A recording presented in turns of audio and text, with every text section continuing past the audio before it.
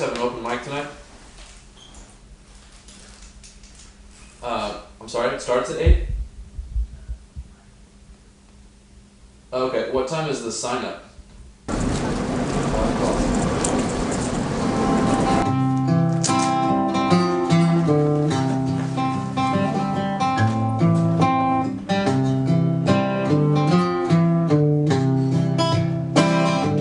I wipe the sleep from my eyes.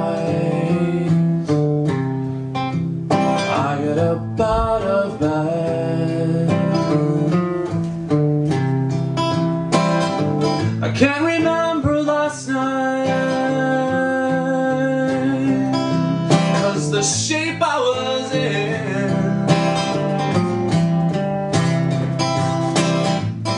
Get over this guy. This guy is like, it's surreal. They would just check out like that. No phone call, no nothing. Now what the hell do you think this was, you know? Try not to drown.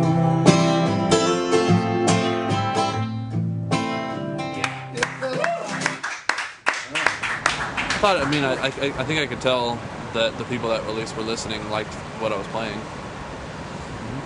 and that was good. I thought the sound sounded all right, and I felt a lot more comfortable in there than I do on the street. You know, setting was a lot more conducive to you know, singing and playing. It's nice to be in front of people who actually came there to see music.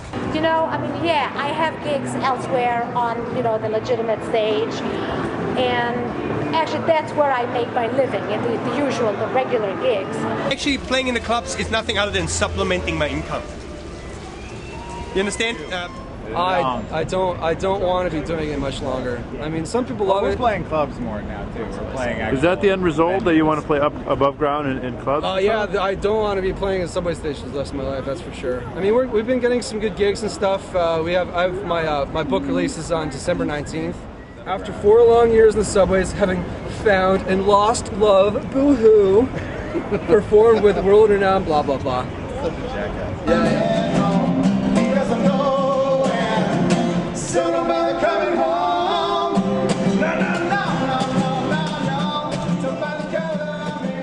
It's like stories about about the time that this drunk punched me in the face. This one cop, Fifth Amendment, oh no, he goes, swear, he was clenching his fists. It's like lying through my, he goes, you've probably been told 100 times, 200, 300 times. And bag ladies always fall in love with me, trying to play, I don't know, hugging and the singing. I just loved, it's news to me. I'm gonna hit you with a cane. Some of them were really nice. I hear your music, my headache went away. And another cop, he wanted to kill me. I didn't even know what rules I was breaking. So I was told you always have to have one of these, and you have to turn it on every time someone in uniform approaches you. You have to have a copy of the law with you, and you have to know it better than the people that approach you, which is not hard because the police know the vetting law that much. I actually had a cop come up to me in Penn Station, and he came up to me and I thought he was going to be like, turn that down, sir, you know? And he came up and he's like, oh, I was listening to you for like an hour, I love it, and he bought a CD.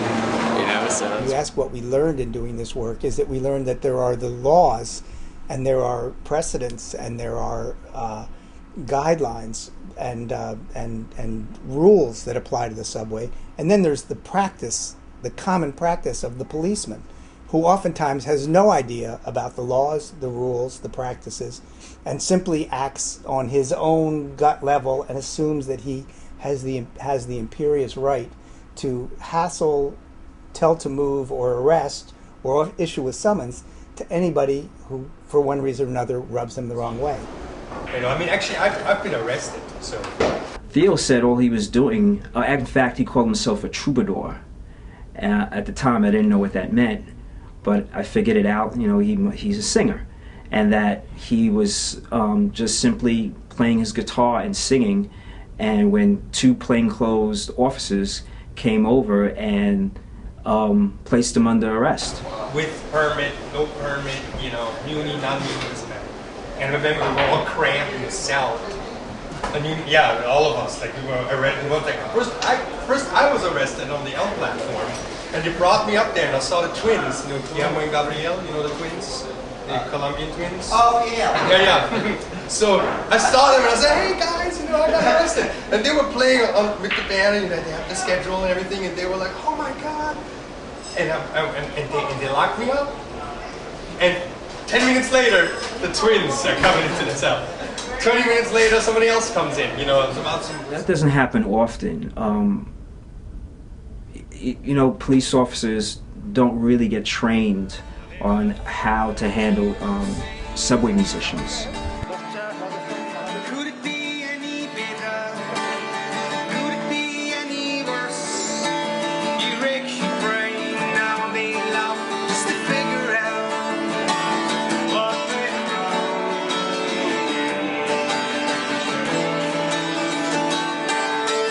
Say nothing big it up. Looks so small out here right now. Perhaps it's all been spoken for. Never be. We got our CD burner. That was like a revelation. You know, I was like, oh my God, I have a CD burner.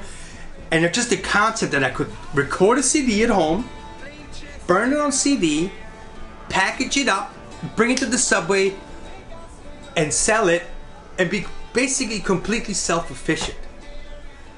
That was like, you know, seeing God, you know? The musicians don't really have the right. They have the right to perform. They don't have the right to sell their CDs.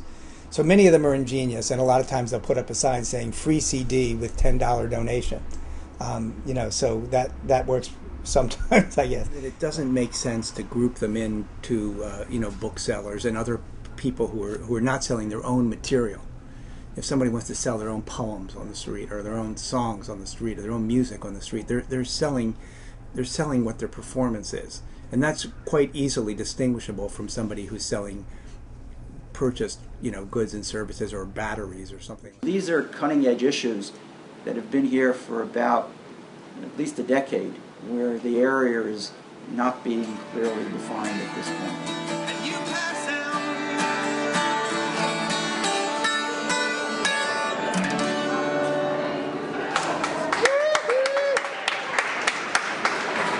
Thank you, everyone. CDs are $10. Don't be shy. I'm a First Amendment protected vendor and a musician. I had a treasure trove of 1960s village photography shot by my father, so I learned that you don't need a license or a permit to sell it. It's been mostly positive, but it's a right that is not guaranteed. It's protected by the First Amendment. I would not think that would be able to be overturned, but there's a constant battle against New York City politicians about they want to restrict, remove, relocate, eliminate us, put us on a pier, put us in some kind of Siberia where we could not make a living. So every year legislation is proposed that would affect us, and we have to battle it every year. So since they've taken the position that some people can perform in the subway, and I don't think they're ever going to take the position that nobody can perform, it seems to me they're in a position of saying pretty much that people can perform in the subway. So once they can perform, I think that there's a strong argument that people ought to be able to sell samples of their art. Same time, they say if you receive money, one of the big issues is begging, panhandling, soliciting. But I always tell people the freedom of the press doesn't stop, because you have a newspaper with a price on its cover, and you actually have paid advertising in it, and that the editor gets paid and the writer gets paid. Freedom of religion doesn't stop because you pass the plates or have an annual appeal, and or the minister gets paid or the sexton gets paid. And freedom of speech has to be economically viable or it ceases to exist. You're slipping away. You're slipping away from me. I try to hold on, but you're slipping away. You're slipping away. We do not lose our freedoms with a big bang overnight. We lose our freedoms incrementally. We lose them a little at a time, day after day. But when that happens and you don't stop that direction, one day we wake up and we don't have the freedoms we thought we had.